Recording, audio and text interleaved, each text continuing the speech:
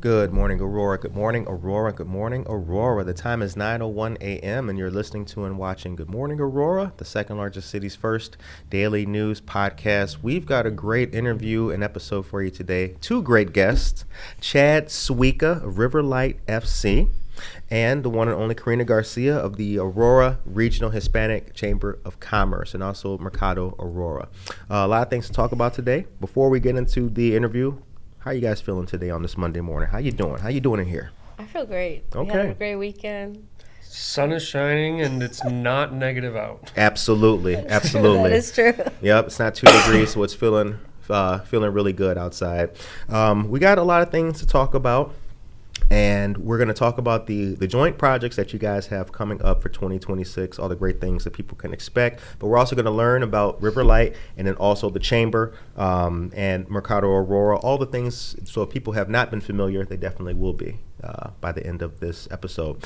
Karina, we'll start with you. Tell us about the Chamber and give us a preview of what the work you'll be doing with Riverlight is going to be this year. Sure, absolutely. I mean, the Hispanic Chamber of Commerce, we've been here for many years already. Mm-hmm. I wasn't the one that founded the organization. It was back in the day when a lot of the Hispanic business owners came together to try to see how they can support the small businesses and give them access to resources. Right. So we continue to do the same thing. Last year, I was happy to launch for the first time the Mercado in Aurora, which was a great thing that came to our city because not only that we were able to highlight culture again, but we were also able to invite a lot of the small businesses that are trying to start their business from home. Right. And we give them access to different type of resources. We do have a great partnership with the Women in Business Development Center, with the Small Business Development Center, and we help them put our business plan together and trying to get them to the next level. So that's great. That part has been so amazing. We're going to continue to do that this year, and even better because this year we're actually going to be hosting a cohort. It's going to be an 8-week cohort that, I hope that a lot of the businesses do take advantage of that because it's going to be great for them.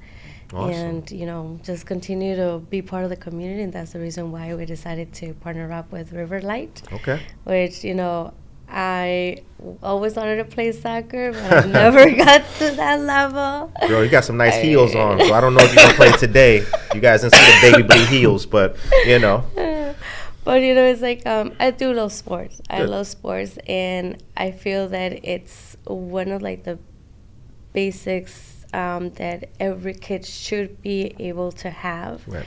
And parents understand of how a sport can help them in the future, especially when they're looking into going to college. That's awesome. Yeah. Yeah, when this interview was coming up and we were talking about it, I initially thought wow, how cool, a local chamber partnership with sports.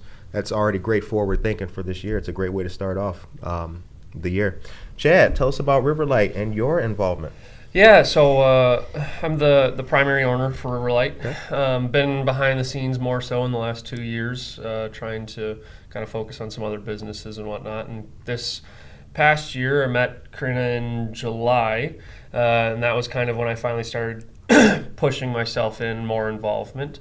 But meeting her, and the goal was always to try and create a full community event at the soccer games. Okay. And so that was kind of the focus. And I mean, we have a pretty good roster for our teams, for both the men and the women. So it's exciting because it's good soccer that is being played. Right. And being able to partner up with the chamber going forward is able to help, get more of the community out and be able to do more of what people want, which is sport. Right now, we have the Kane County Cougars, which services a lot of families to go out and watch baseball, but hopefully Riverlight's able to be that next piece where it's like, okay, we can go out and watch soccer as an entire family. And how long has Riverlight been in our community or working in Aurora?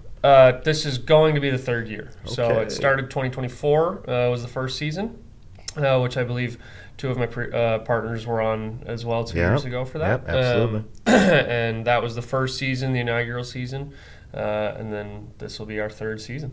Okay, good stuff.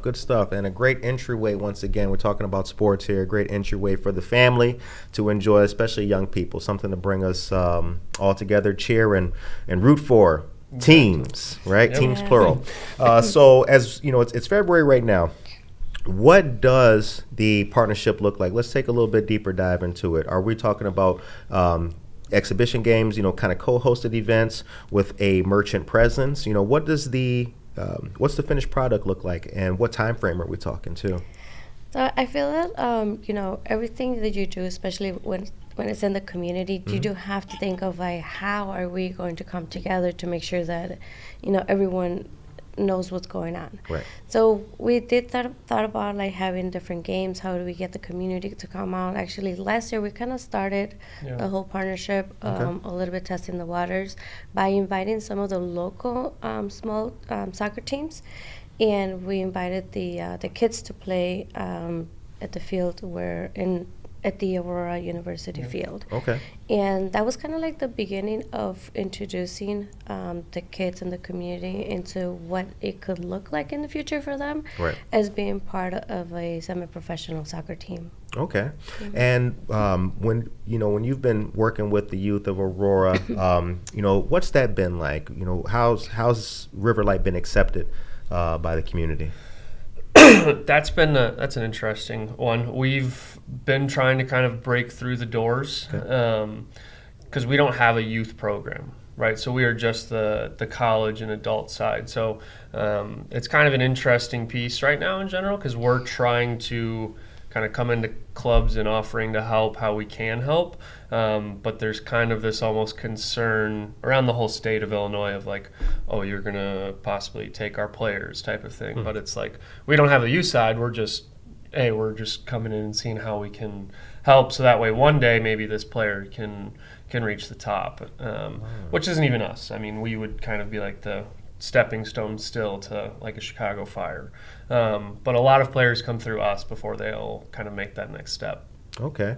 For anyone who's watching, any young person who's interested in joining, how can they be a part of River Light? Or not just a young person, anyone interested. You mentioned the adult. Yeah, so we have, up on our website, we have a few forms that you can fill out for interest forms. So they can go onto our riverlightfc.com page and fill out that. And they'll be able to be involved, whether they wanted to be involved in being a part of the team or if they wanted to be a part of, our internship team. We have a number of different positions that we fill out to help try and bring a number of people in the community. Okay, very cool, very cool.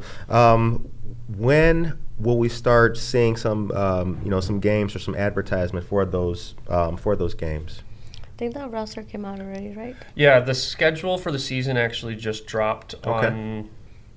I lied. The schedule for the season drops on this Saturday. Okay. So that's the league oversees kind of when things are allowed to get dropped. So we're waiting. We obviously have the schedule, but it can't be announced officially until Valentine's Day.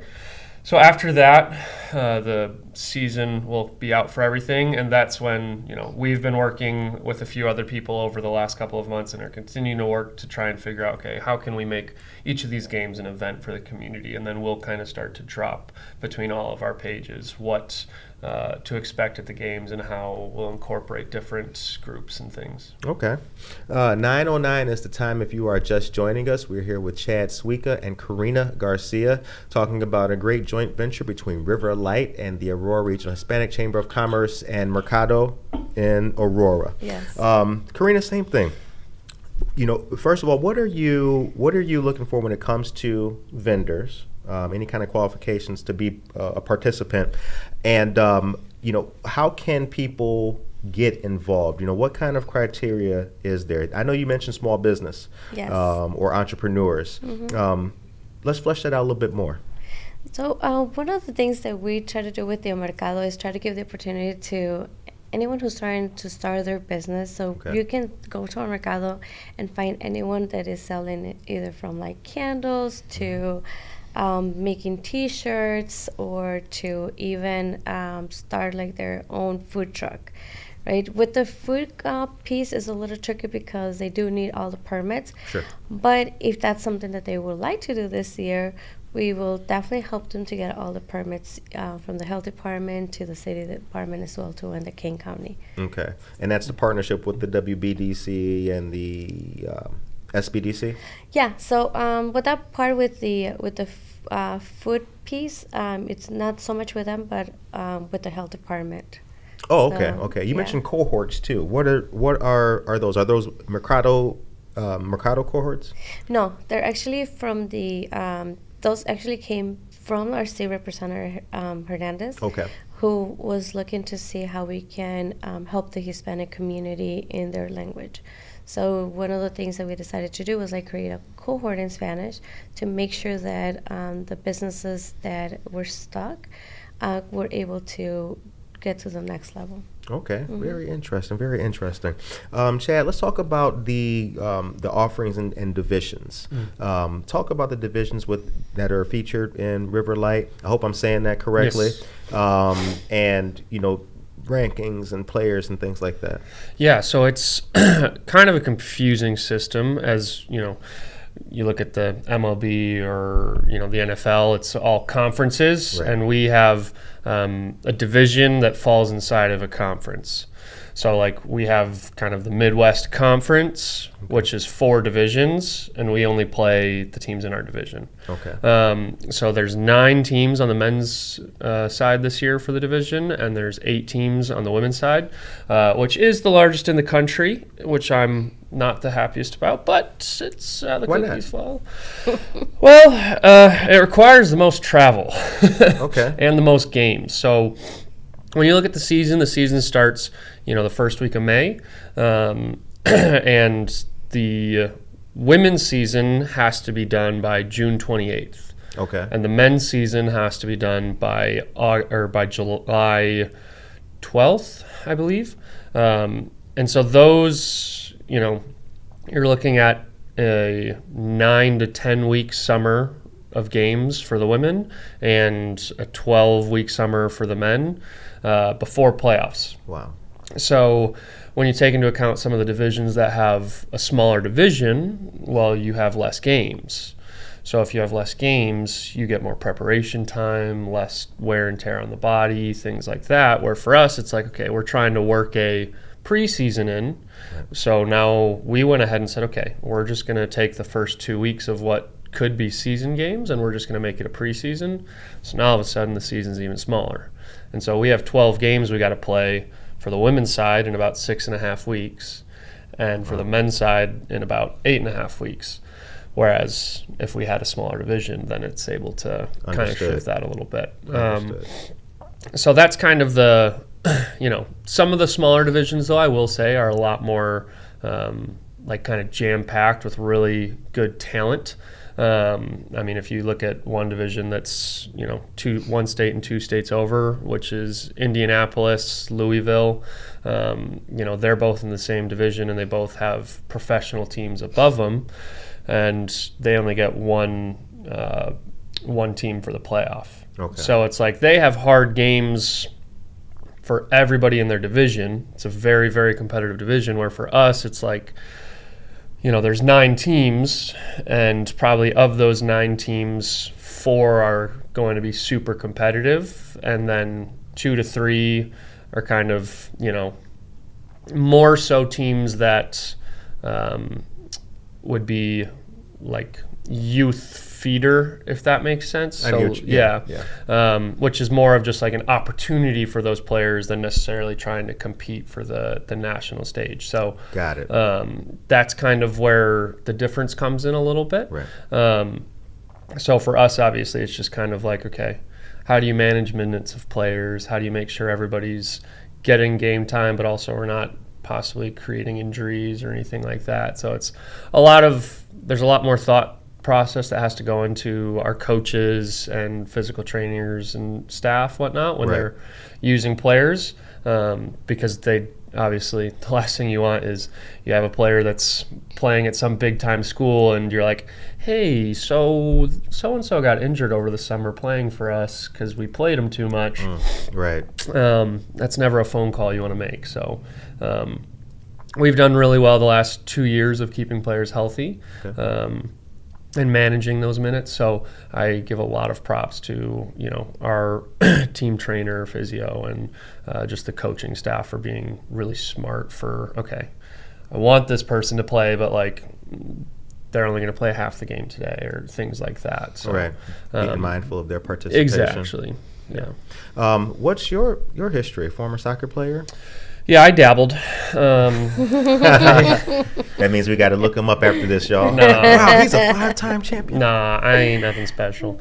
I played in college, and I was never your all-star by means, but I was good enough to be able to have some people pay me to continue playing post-college. So I was able to travel the world and do so and play soccer and see different things, but I was never I wasn't a player card that you would go buy in a supermarket. So sure. I got onto one video game on a phone once, and that was my bragging rights, and that's all I cared about. But that's my big claim to fame is I got on Football Manager in 2018, and that was about it. I don't think there's anyone else who can claim that, so well done. Thank you. No. No. I was like, wait a minute. Yeah. I'm going to tell my friends, like, guess who I interviewed today? Yeah. Not quite FIFA, but, yeah. you know. Very close. 9:16 is the time.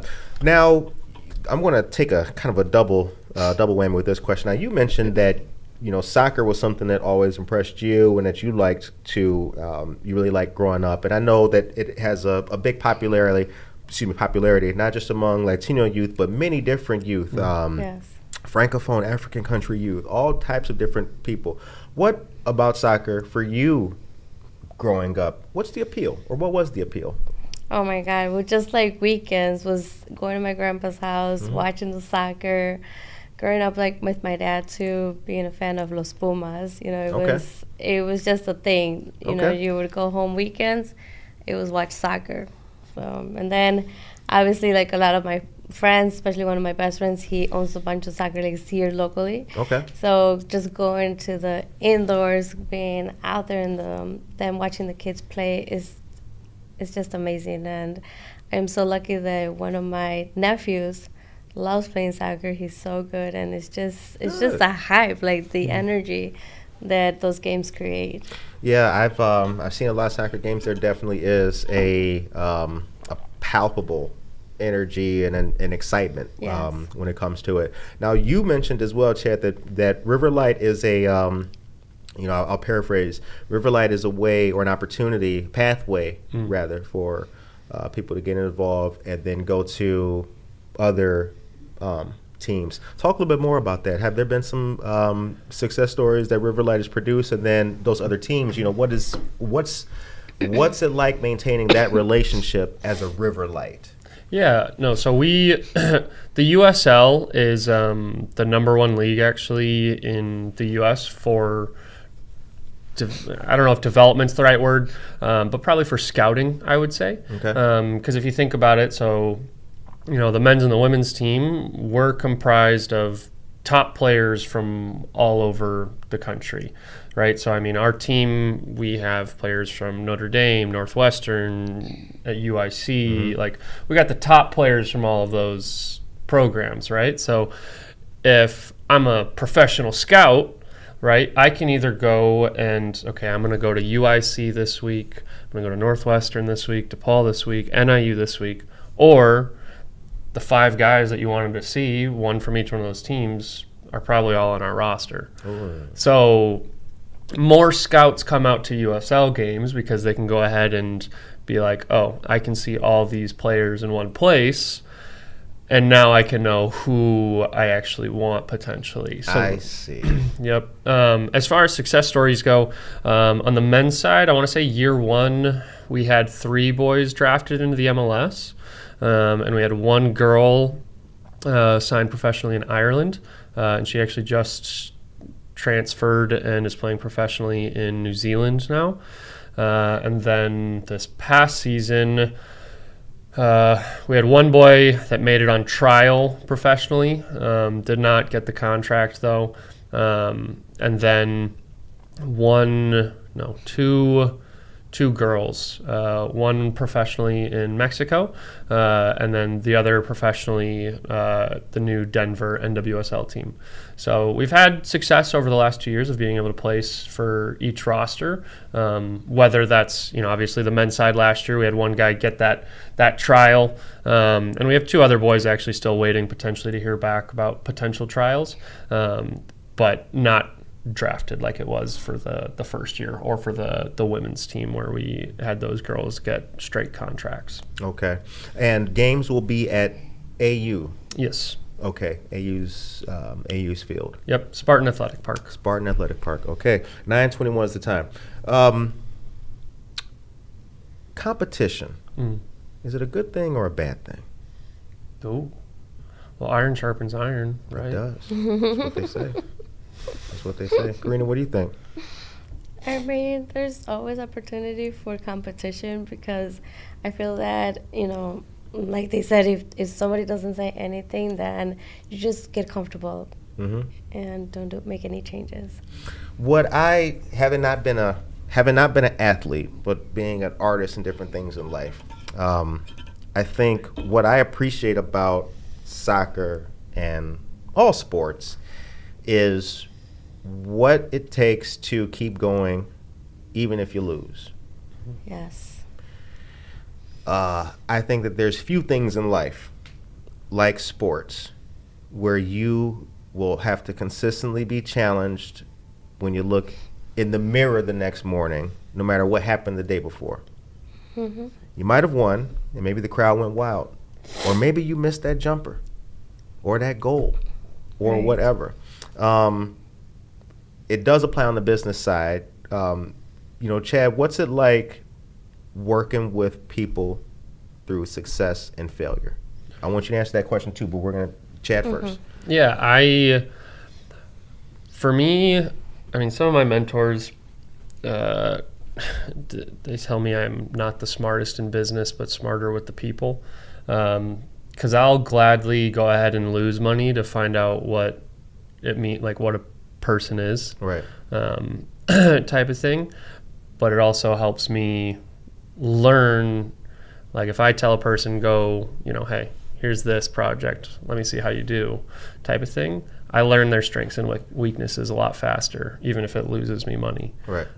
Which is good for development in the future. As far as like people in general, like I guess it's a culture setter too, right? How you create that. Right. And I think that's kind of different in all scenarios. I think that there's kind of the behind doors, like your cohort, and then there's in the public facing, right? So I don't know if that fully answers your question, but it kind of was a roundabout way. No, I got it. Yeah, absolutely. No, I know. I got exactly what you meant. Karina, with businesses, helping businesses to achieve, dealing with some owners who may be a little bit more reluctant than others, identifying opportunities and things like that. What is that like?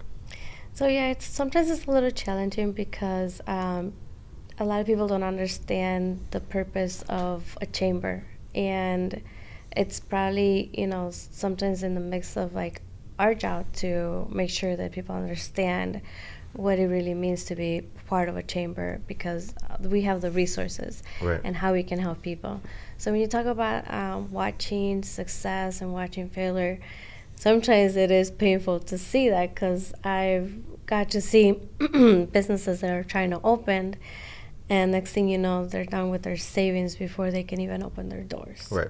So that sometimes it's a challenge for me, because then that tells me that we're not really putting our name out there so people can come and get help before they get in that situation. But at the same time, when we've helped people, for instance, I went out last year with El Mercado, so many businesses that they didn't even think that they were able to grow are now growing. That's good. So watching that piece, obviously is an excitement for us, and that just tells us that how big the need is out there and the things that we do need to do moving forward. And you guys just recently had an event at Society 57. Is that correct? Yes. But the spring and summer events are held at Wilder Park. Correct. Will that continue this year? Yes, absolutely. Okay. All right. How was the recent event? It was good. So First Friday. We were lucky to partner up with Society 57, which the owner is very open always to hosting community events, and he allowed us to have the mercado there. So it was a partnership between Pariente Mix and Society 57. So even like the weekend before, they did a thing about tamales, horchata, and coffee, which was pretty cool. People want to see different things, and that actually definitely helps all parties. It helped us to showcase Society 57, so other people that have never been at Society 57, now they can come there. Right. And how can people find out more about Mercado in Aurora? We do have a Facebook page. It's Mercado in Aurora, so they can follow us. We have our calendar of different events that are coming up. So now we're not only just hosting the Mercado once a month, during I believe it's the last Saturday of every month, but also we're hosting First Fridays as well too. Okay, so the Mercados will be the last Saturday of every month. I believe so, yeah. Okay, all right, great. Don't quote me on that one, but watch out or look up we don't information. live TV. Information on Facebook, please. I should have run out after this. It's all good. It's all good. I we're talking about Mercado. Yeah. That's what it is. Somebody's writing like, she said Saturday, it's not open. I was like, no. So 9:27 is the time. So with the last little bit of time that we have, folks can be prepared for the schedule coming out this Saturday to be online, right, and able to see. Yep. And then we can expect to see just the promotion and the marketing going behind the partnerships and the games coming up after that is announced, right? Yep. And there is a big opportunity also for the businesses to participate. With River Light, we have Dr. Rivera, who just joined and be like one of the sponsors for the soccer league. So awesome. There's an opportunity for the community to also be part of what's happening right now with River Light. Oh, that's awesome. Yes. Awesome. Dr. Sandra Mills, AU? From AU, right? No, Dr. Rivera is a chiropractor here on the east side of Aurora. Oh, okay. Yes. Okay. That's RNS awesome. Therapy. He's off East New York Street and Union. Yeah. Okay, awesome. Yes. Yeah, great local connection to make, and good way to, a rising tide lifts all boats. Yep. So this is exciting. I'm really happy to interview both of you this morning and get this out there and talk about it, because I think this is something that's going to bring people together and bear a lot of good fruit this year. Yeah, we also started a podcast with River Light, Pariente Mix, and the Hispanic Chamber of Commerce, so we can engage our community. Because what we really want out of this is we want Aurora to feel that they have a soccer team. Absolutely. Yeah, I feel like we do, River Light. Yay. You know what I'm saying? Appreciate it. Now we just got to get Good Morning Aurora to come out and do an entire game. Yeah. So here's what, now I'm glad you brought the 9:28 to time. I'm glad you brought that up because, and I wanted to chop it up when we were together with each other, not on email. AU is a great stadium. Great place. Yeah. We've been increasing our work with AU, so I'm anxious to see the calendar, because if we can come out there and do that, I would love to do that and showcase that. Things have gotten progressively better. When we had Heather and the other young gentleman on the show was a lot different. Going back to that conversation we had, that was going on 3 years ago now. Yep.